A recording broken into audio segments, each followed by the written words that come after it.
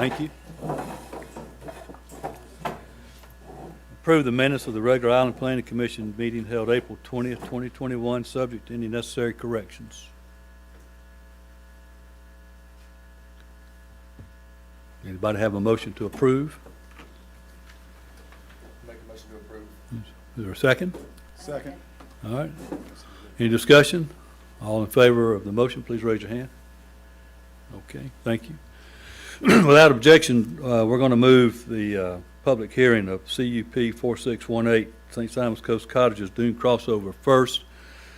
Commissioner Torres has to leave by 7 p.m. tonight, so we wanted to go ahead and get that in. So we'll do that. CUP 4618 St. Simon's Coast Cottages Dune crossover conditional use permit. Consider a conditional use permit for the extension of a dune crossover seaward development setback line pursuant to zoning ordinance section 727. Beach and Dune Protection District. Property is located at 2 Coast Cottage Lane, St. Simon's Island, parcel number 04-10132, and zone resort residential in Beach and Dune Protection District. Santa Barbara, Robert, civil engineer and agent for St. Simon's Coast Cottages Neighborhood Association, Incorporated, owner and applicant. This is continued from the March 16th and April 20th, 2021 Island Planning Commission meeting. And this will be a public hearing. So, Ms. Leaf? Thank you. Good evening, Commissioner. Stephanie Leaf, Planning Manager. This is CUP 4618, and as the Chair stated, this was previously on the March 16th agenda, and you all held a public hearing.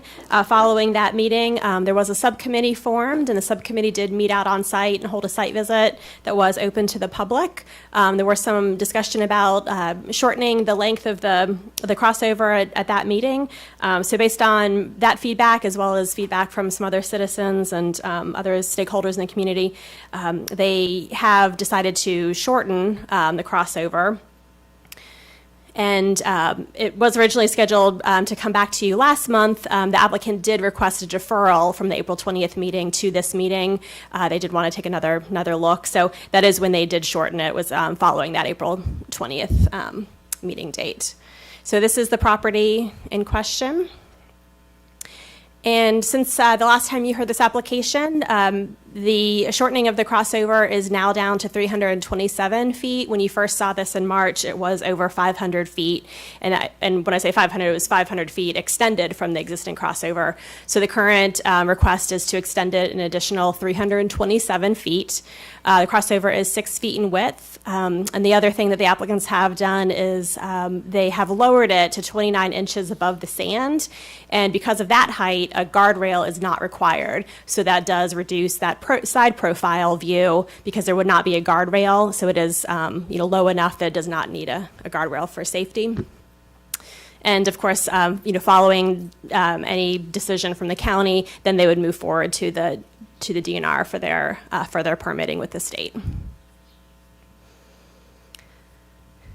So this does show their approximate 327-foot extension, and then there would still be another 311 feet to the ordinary high water mark, which they're showing on this image. This is the existing conditions out at the site. And then this is their proposed concept plan. And then this is the profile, as I mentioned, as you can see. At the far left is the existing crossover, and then the extension, as you can see, does not have the guardrail. And so I do have some drone footage I was going to show you, but I think I need to walk up there to do that.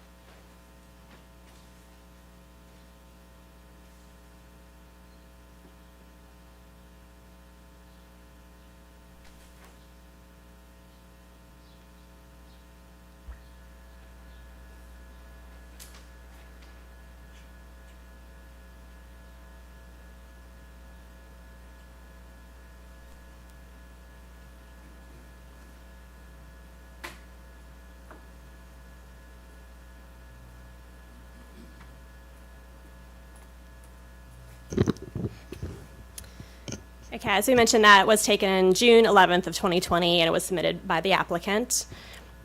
So these are your commission actions, and this is a recommendation to the Board of Commissioners. And I'm happy to answer any questions, and Sam Labarba from Roberts Civil Engineering is here representing the applicant. Thank you. Any of the commissioners have questions of staff at this time? Stephanie, the report makes a reference that all the deeds have been provided, and I just wanted to verify that you guys have confirmed that they do own the high water mark.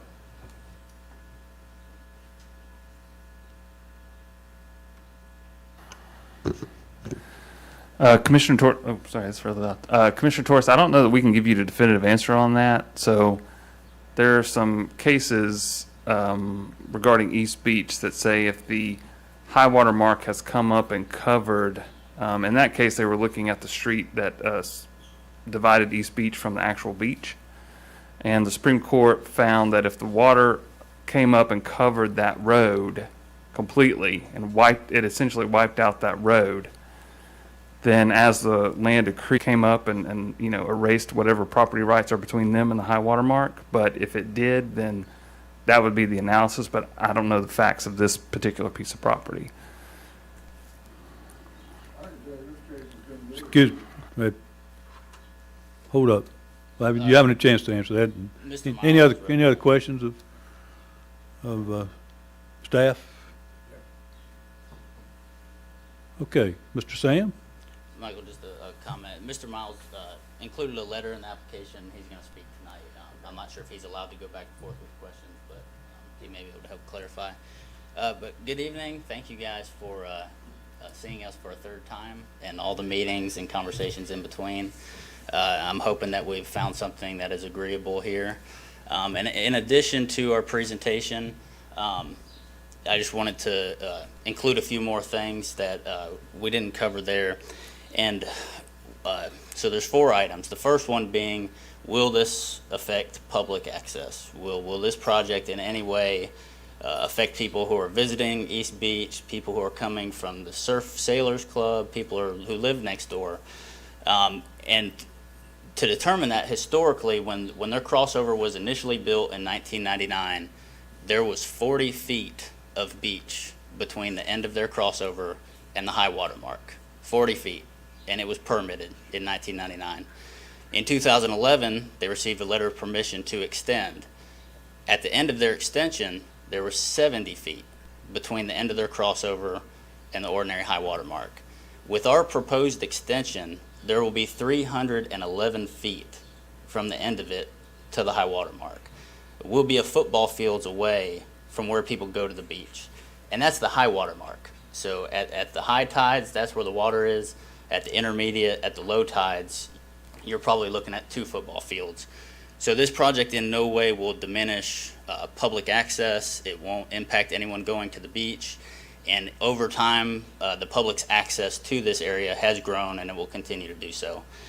In addition to that, as far as the public regard, I'm not aware of any negative comments we received on this from the public, and this is our 3rd meeting.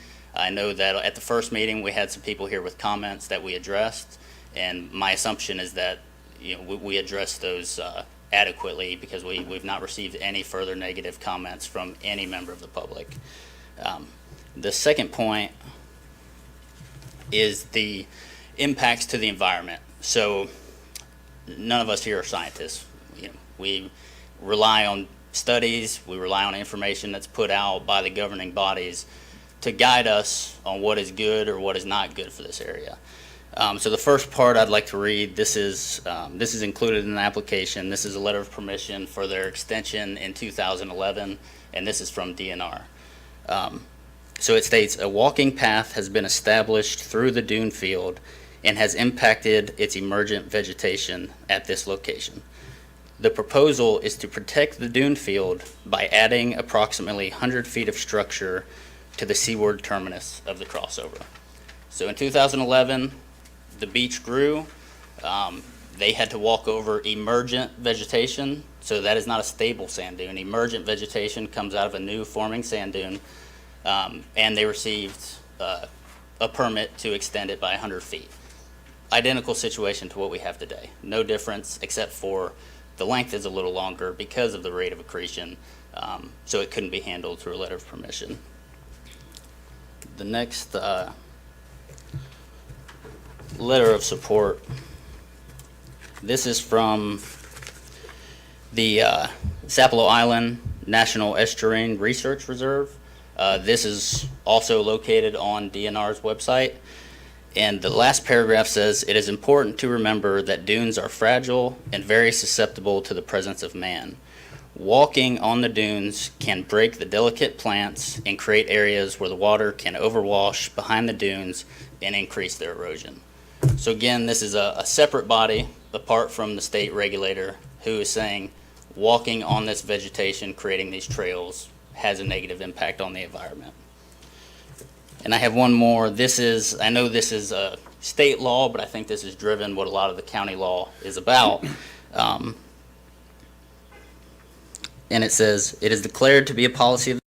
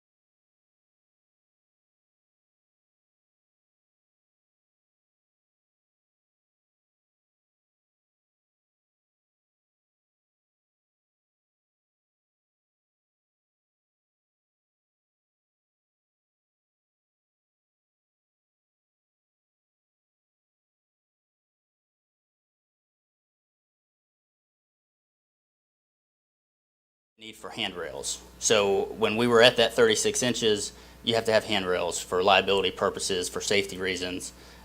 So reducing the height allowed us to remove those handrails.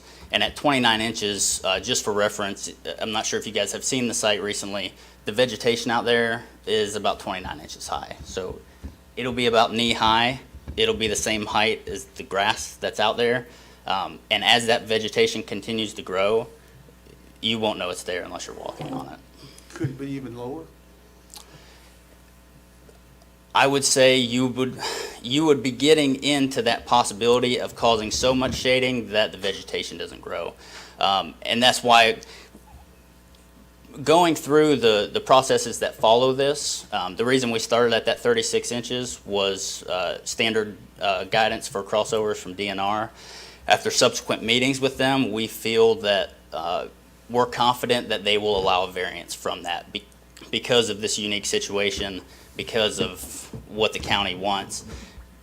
But to deviate that far and create a situation where vegetation won't grow, I'm not confident that that would pass. Well, I believe the DNR has said that they would approve a Moby mat though, which is right on the ground. I'm not aware of that conversation. In the conversations that I've had with them, in my experience working with them, Moby mats were second to crossovers due to the vegetation issue.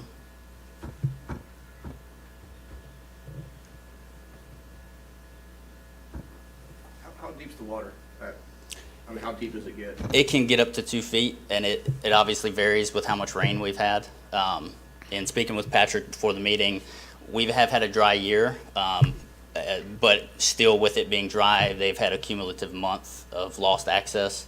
I believe last year it was 6 months. It's been a dry year. It's something that's going to come and go, but we'd rather not wait for someone to fall in a sinkhole to say something needs to be done. We're trying to be proactive, address the situation before some horrible event forces us into it. I assume a Moby mat stays stationary as the water comes in still. It would. So it would be below the water. It wouldn't serve the function needed. Yes, ma'am? Okay, my concern, I see here where it says that Coast Cottages is the first in this area to extend the crossover. So with that being the case, I'm looking at, and I wrote the last line says, it is expected that other developments will seek extension of crossovers in the future. So my concern is, because I look at 2011, you received an extension of 100 feet. Yes, ma'am. So now you're back for another extension. And with that being the case, I can see somewhat of a, a chain reaction. Once, you do it, then everyone else will do it, Well, then, it was done at that time, so I don't see why we can't do it. And, so that's one of my concerns there, with that. Then I'm looking at, when you did in 2011, and I look at we're in 2020, so this looked like we would have, every 10-year interval for extension? It's possible if the beach continues to grow, access to the beach is going to be a continual problem. And you're right. Over time, that beach has grown, and the fact that the beach has grown, we don't feel should hinder people's access to the beach. And the county is probably going to go through a similar process for Massengale for the East Beach public access. It's as the environment changes, we have to change to meet those needs. In 2011, there was 70 feet, and it was safe walking ground for people to get from the Coast Cottages to the beach. Now it's not. So we want to restore that safe access. Yeah, it seems to me that this project's a little early. I understand why you want it. I'm down there just practically every day, and since even back in 2020 when that was a huge lake, it seems like the lake area is decreasing. The sand is moving from the north to the south. The big pond that was in front of all of this area for a while is now, it's all the way down in front of the Massengale Park and King and Prince. So this whole area seems to be moving southward, and by the whole area, I'm speaking of the area where the puddle, I call it the puddle or the pond, is currently. We had I think a pretty good rain a couple of weeks ago. I went down there expecting to see a lot more than I saw. There was about I guess a 4 to 6 inch pond down there that I guess it stayed there for maybe 2 days at the most, and then it was gone. And by the following week, there was none of it left. So I'm still a little concerned that this is a little early. And if it could be shown that this would be an ongoing problem, and by the problem, I'm talking about the fact that this area would retain water over an extended period of time, then I would feel more comfortable. But I feel exactly the opposite. I feel in time that this is going to be shown to be dry rather than wet. So, and I realize the purpose for this initially was to get over the wet area, if I'm not mistaken. In time, and if it goes much longer, the dune field that's seaward of this area, seaward of the wet area, if it continues to grow, then that will become the DNR jurisdiction line at that point, based on the new law for determining jurisdiction. At that point, it's you can do what you want to do, I guess. I mean, it's you've proved, or you say the land belongs to you, but it would no longer be a conditional use. And so my thought is, let's wait, let's see. Meantime, I think I would be in favor of approving this with the caveat that it not be built until it can be shown that there is an extended period of time that's wet. In other words, if you can show me that there will be 2 weeks where that pond is there and remains there for 2 weeks, after that period, I would say, yes, fine, let's go ahead and build it. But I have a feeling that won't happen again. I don't think it'll be wet again. Anyway, those are my thoughts on this. I'm not against it. I just think it's a little early to make a determination that it's necessary. I can consult my client about having that that extra condition in there. If they are agreeable to it, I think it would just be very important that we clearly define what that is, Right. that time frame is. And this project we're at the first step of 50. We're not looking at construction probably this year. So this is something that probably won't be built till next year. So we have no problem following up and providing the records that we keep to this commission. That would make me more comfortable. My concern is this is a little early. If you can show me that, yes, indeed, this is a chronic problem and we're going to be faced again with what we saw in 2020, I would say, yes, let's do this. But it's looking like recently, anyway, that this wet area is now starting to dry up, and it's mostly because of the sand blowing in from the north. I could be wrong. This is a very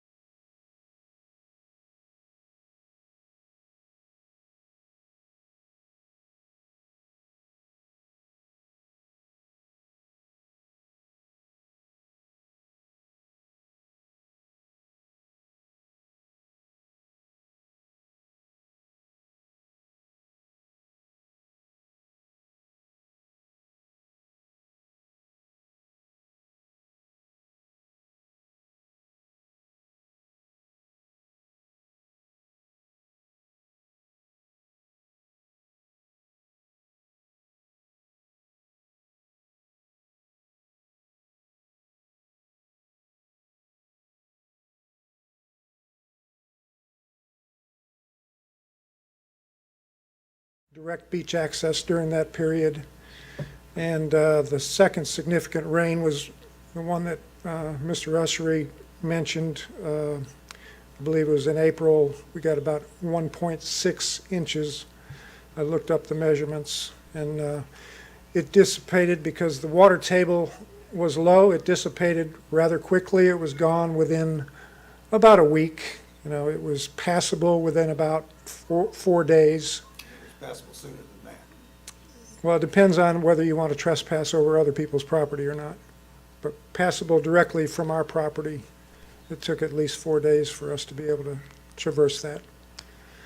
I should point out that we've had 2 years, prior to this year, we've had 2 consecutive years of considerably higher rainfall. The average rainfall in St. Simons Island per year is 45 inches. We've probably had about 4 inches so far this year. So if we have another average year of rainfall, we've got about 40 inches coming between now and the end of the year, if everything averages out. I don't think you wait until the roof leaks to fix the roof. We lost fully 6 months of direct beach access last year, and the year before was not much better. Now, the condition that has created this has only been in existence for about 3 years. But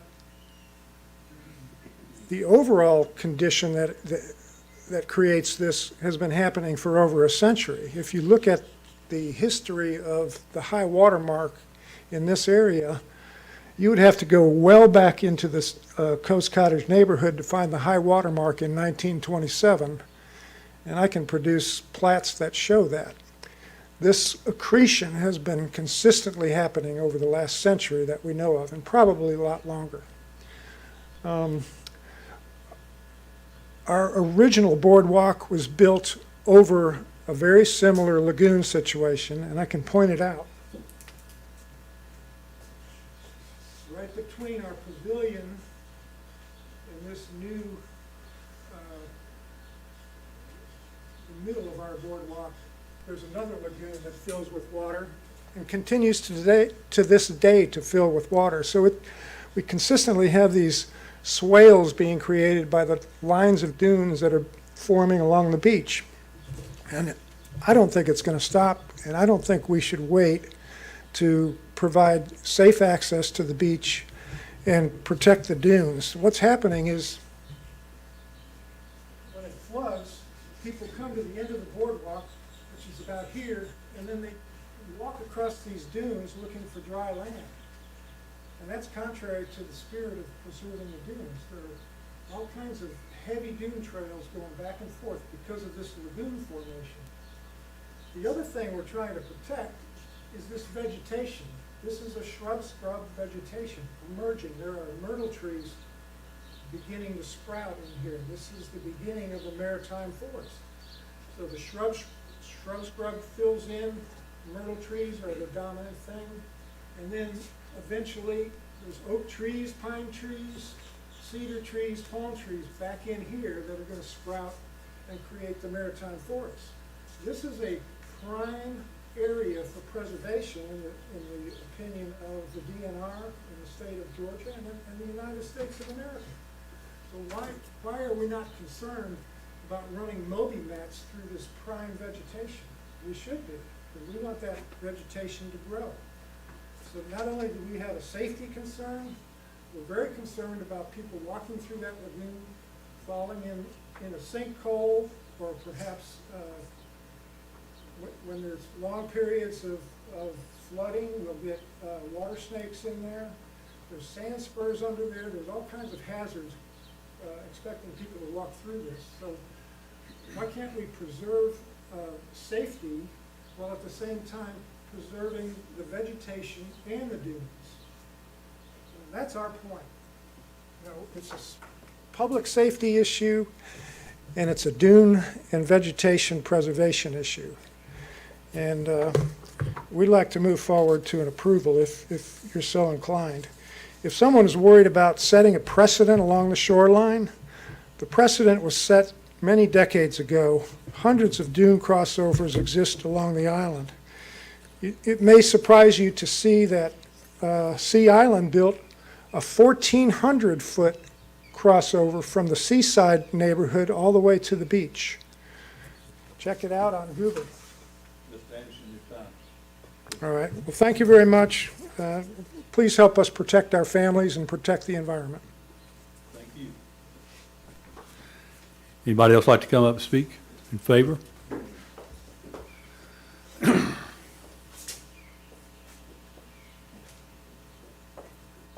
that you can see who I am, I'm gonna take that off. My name is Bob Miles, Robert Miles. I'm an attorney representing the association in this matter, and I have a statement to make, not in threat, but simply to preserve the rights of the association after this hearing and the consequences, if there, of the hearing. And I'd like to read this into the record, and if you like, I'd be glad to email you the context of that if you'll just give me an email address. So, on behalf of St. Simon's Coast Cottages Neighborhood Association, I hereby object to any decision by this commission that denies the unlawful restriction that it requests before this commission. As owners of the property, it is an aggrieved party if it's not approved, and that party has standing to challenge it and object to the commission's decision.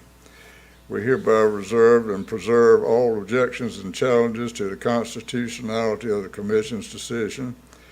By way of example, only a decision of the commission to deny this request will result in an unlawful taking of property in violation of the statutory and constitutional rights under the 5th and 14th Amendment of the United States Constitution, as well as the Constitution of the State of Georgia and the Code of Georgia annotated.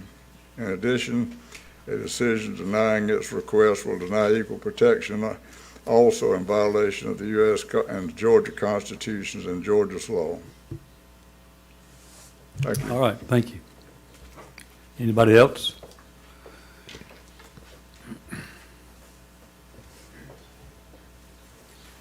Good afternoon. My name is Ron Chalker. I'm a homeowner in Coast Cottages. My wife and I bought property at 30 Coast Cottage Lane, which is affectionately known as Wisteria Cottage, between 16 and 17 years ago is when we purchased the property. And so I've been around long enough to have seen the dramatic change in the shoreline, from shifting sand dunes to tidal surges, and I think we've had a couple of hurricanes between now and then. And so I recall when the beach was just off the boardwalk, and how dramatically it's changed since that time. You know, when we bought that property 16, 17 years ago, we couldn't afford it. It was over our head. And I told my wife, we'll keep it until the bank takes it back. So what helped us keep it was the rental pool. We put it into the rental pool. Hodnett Cooper has managed that property for us for 16, 17 years, and it's done very well. But we rely pretty heavily on return renters. I've got snowbirds that come down February, March, and August. We have spring breakers in April and May, and of course the summer high season. And my concern from an economic standpoint as a property owner is the reduced amount of renters who may not come back next year if they have to wade through a pool or the lagoon, as has been referred to, in order to get out to the beach from the property. We have elderly people that come and stay with us. That would be a challenge to them to access the beach. We have people with very young children, which would be a challenge to get their kids out to the beach. So just from a homeowner standpoint, who does rent the property for people to come and enjoy East Beach, I'm concerned about that economic impact to your decision today. Also, from the ecological standpoint, you know, that's one of the things that drew us down here. And one of the things that we enjoy about East Beach is the bird sanctuary, turtle nesting sanctuary, and for my money, the stretch of beach from where we are up to Gould's Inlet is the most beautiful stretch of beach on the eastern seaboard. And so we are acutely aware of that and have a very high interest in preserving the ecological interest as well. So your decision on this obviously has an economic impact and has an ecological impact. And just as a homeowner, I wanted to come down and voice my support for your approval of this project. Thank you. Thank you. Anybody else? All right, public hearing is over. Let me remind, I think some of you probably know this, that whatever decision we make today is not the final decision. This application, whether we deny it, approve it, whatever, goes to the Board of Commissioners, and the Board of Commissioners will have the final say on this application. So just want y'all to know that. And we hear everything you say and hear your concerns too, but this will have to go to the Board of Commissioners. So just take that as under advisement that I think you'll need to have some homework with those folks. But anyway, all right.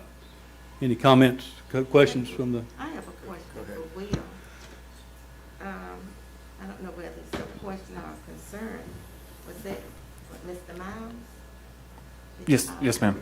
Okay, his comments, I don't know how carefully, you were listening to it, but his comments was almost like if you do, deny or whatever, there will be penalties or whatever, so. Yes, ma'am.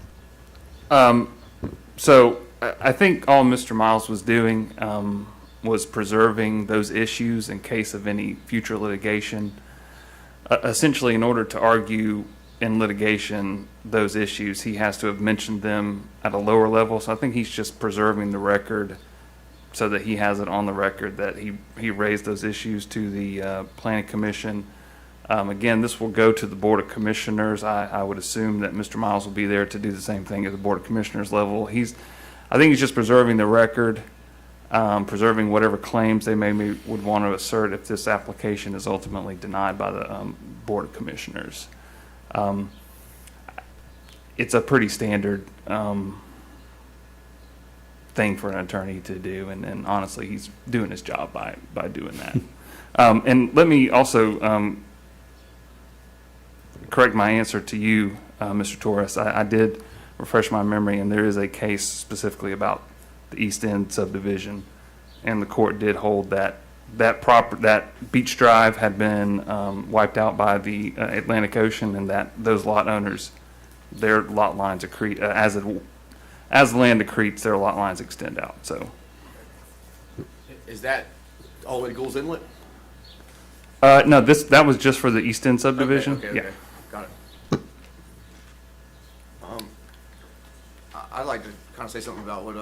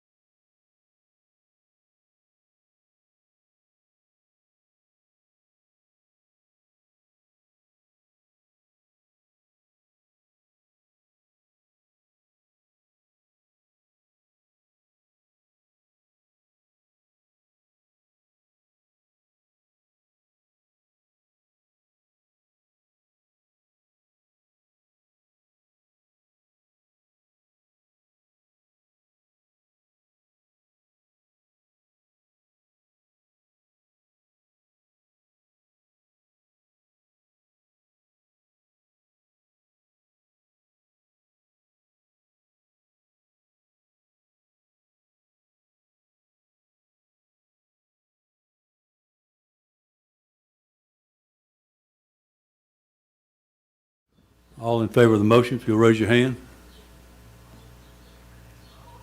2, 3, 4. Oh, those opposed?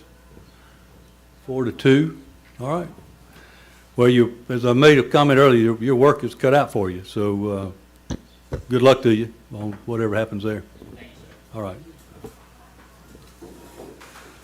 All right. This is Village Preservation, VP 4694, Queens Court End Pool Equipment Shed. Consider design review approval for a new pool equipment shed at the Queens Court End located at 437 Kingsway, St. Simons Village, parcel number 04-04446. The property is zoned Village Mixed Use and Island Preservation Overlay. Sean Hargraves, Prestige WW LLC applicant and owner. Ms. Leaf? Thank you. This is VP 4694, Queens Court Inn, and it's a pool mechanical equipment shed. This is a Village Preservation Design Review that you're looking at with this. So here's the property on Kingsway near Mallory. And the applicant is requesting Village Preservation Design Review for a new 15 by 20 square foot shed to enclose and protect the commercial pool equipment at the Queens Court Inn. The shed is currently under construction. I believe it's either very close to being finished or it has been finished. So it was alerted to our code enforcement, our building officials, and so they did alert him that he does need to get the Village Preservation Review, and so that is why they're before you today. One side of the structure has an extended roof line to have a counter covered area by the pool area. It is stained a semi-transparent stain in Kona brown, and the roofing material is black galvanized steel. And I know from Kingsway, we have some pictures that are in the packet, but basically from Kingsway, you can see it kind of right around here by the pool, and there is a landscaped wall that kind of conceals it. So you really have to sort of look for it when you're looking at it from Kingsway. So this is their plan for the shed, and then here are some photos of it as it was under construction.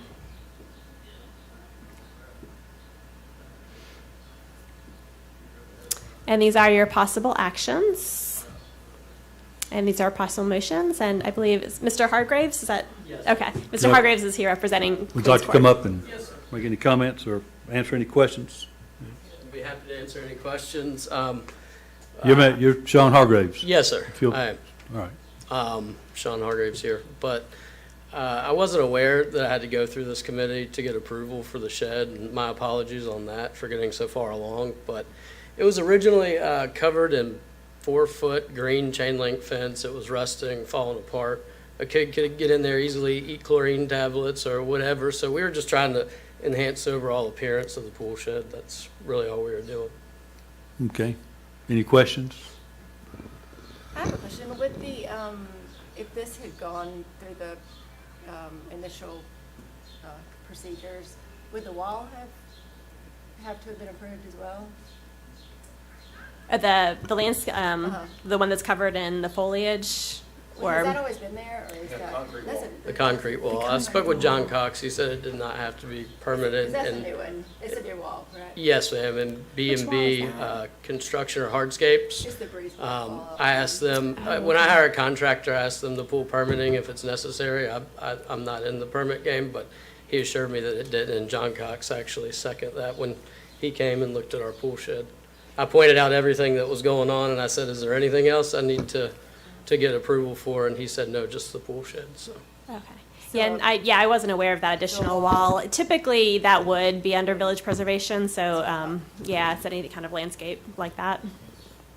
And I wasn't aware I would come here. I'm not trying to hide anything. We're just trying to make it look better, so.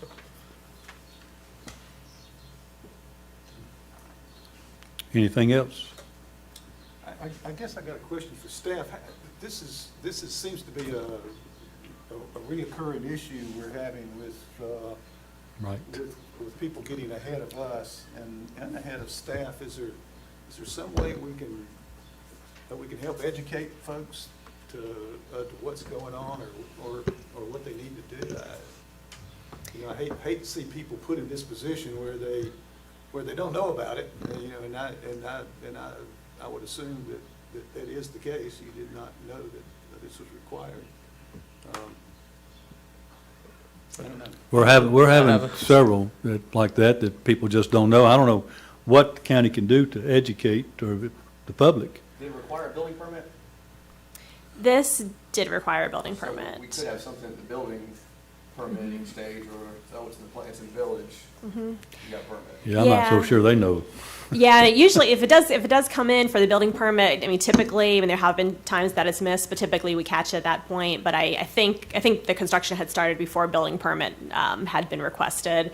So, but I think that's a very good point. I mean, that's something we could, I mean, the village area, at least the village mixed use, you know, we could send out a mailer or try to do some press release, you know, through the county to try to get that word out, maybe on social media. I think that would be ideal, especially with the overlay district too, because if this does happen, so if homeowners could find out about it, and then also if our real estate agents would inform their prospective buyers what they're up against when they have a project like this. 'Cause it happens time and time again. Yeah, I remember discussing that It's happened to previously, me. and Yep. the realtors aren't really anxious to go do something that might affect the sale. That's right, you're right. Well, the problem is that this process adds, you know, sometimes $10,000, $15,000, $20,000 to a project because you have to go through the Island Planning Commission, the Board of Commission, and all of that, and it's, you know, it gets pretty pricey. Stephanie, I'm not sure we can direct you to do that, but I think if you could take it back to whoever can make that decision to at least get information to the Board of Realtors. Yeah. That's a good first step, but, Yeah. you know, we had that one house that, she was doing a studio in it or something, and she didn't know. And she said the real estate didn't know, but, you know, it's kind of sketchy when they, We've had some demolition that's happened too. yeah. So, I don't know how you can crack down on it, but, it's not fair to the applicant, especially when they have to come stop work. It's gonna cost them more money. And if they just have the information right up front, it would save you a lot of time and headache, right? Yes, sir. it would, All right. For sure. Yeah, I don't think there's anything wrong with what they've done. I mean, I think if it came to us as just a plan, there's a high likelihood it could be approved. But, All right, are we ready to entertain a motion? Let's make a motion to approve. Can I see what I'm supposed to say? I make a motion to approve application BP 4694 without modifications. Second. Any discussion? All in favor of the motion, please raise your hand. All opposed? Thank you. All right, good luck. All right, any other business? If not, we stand adjourned. Thank you. Got you, Michael got you out. 6:56.